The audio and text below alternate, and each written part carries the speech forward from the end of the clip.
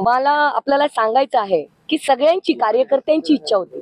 शिवसेना उद्धव साहेबांच्या पक्षाची होती, राष्ट्रवादी काँग्रेस पार्टी शरदचंद्र पवार साहेबांच्या पक्षाची होती, काँग्रेसच्या कार्यकर्त्यांची होती की आपण कुठेतरी महाविकास आघाडी म्हणून जिल्हा परिषदांना आणि पंचायत समितीच्या निवडणुकांना एकत्रित समोर जाऊ.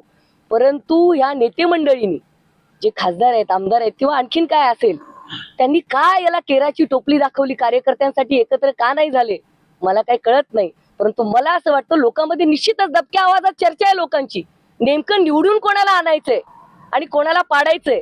लोक सुज्ञ आहेत, लोकांनी 7 तारखेला निर्णय घ्यायचा आहे असं मला वाटतं. म्हणजे खासदार जे आहेत ते अर्चना पाटील यांना निवडून आणण्यासाठी प्रयत्न करतात असं तुमचं थेट आरोप आहे.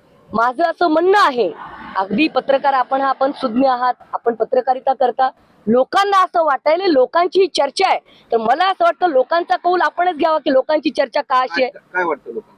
लोकांना असंच वाटतं जे तुम्ही म्हणलात. मी हवं तसं नाही, स्पष्ट सांगा की नेमका लोकांना असं वाटतं की कुठेतरी महाविकास आघाडीने असं वोट डिवायडेशन करण्याचं काम माननीय खासदार साहेब असतील, आमदार साहेब असतील, यांनी करायला नाही पाहिजे होतं असं लोकांना वाटतं. आणि कुणाला कुठेतरी समोरच्या पार्टीला निवडून आणण्यासाठीचं काही प्लॅनिंग आहे का काय असं लोकांना वाटतं. मला नाही, लोकांना वाटतं. गटातल्या लोकांना मला प्रामाणिकपणे विचारायचंय, त्यागमूर्तीने हा जो धपाटा घातलाय एकनिष्ठ कार्यकर्त्याला आणि भारतीय जनता पार्टीची मूल्य जी पायदळी तुडवलेली आहेत, म्हणजे घराणेशाहीचा उच्चांक काय असतो, प्रत्येक पक्षात जाणार मीच आमदारकीला उभारणार, प्रत्येक पक्षात जाणार मीच खासदारकीला उभारणार, कधी पक्ष बदलतात, कधी प्रवेश करतात, कोणालाच थाक पत्ता नाही.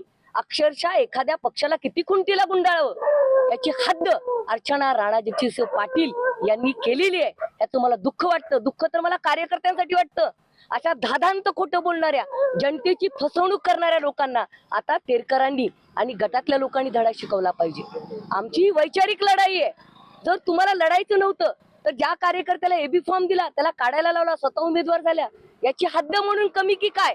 पंचायत समितीचे अधिकृत उमेदवार आमचे असतील पक्षाचे, दुसऱ्या पक्षातले कार्यकर्ता, पण एक चांगला नागरिक बाळासाहेब कदम साहेब यांना एबी फॉर्म दिला असताना काढायला लावला.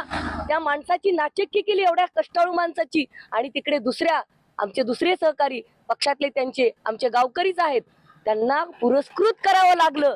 म्हणजे एखाद्या कार्यकर्त्याचा किती बळी घ्यायचा, त्याचा किती गळा दाबायचा, याचा उच्चांक माननीय अर्चनाताईंनी केलंय.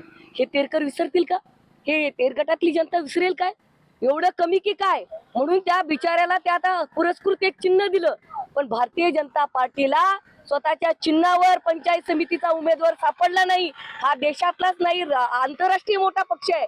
त्याचं कुठेतरी देवेंद्रजींनी कुठेतरी ह्याची दखल घ्यायला हवी की हे चाललंय काय, कशा पद्धतीने पक्ष खुंटीला बांधलाय राणादादा आणि अर्चनाताईंनी, हे बघितलं पाहिजे.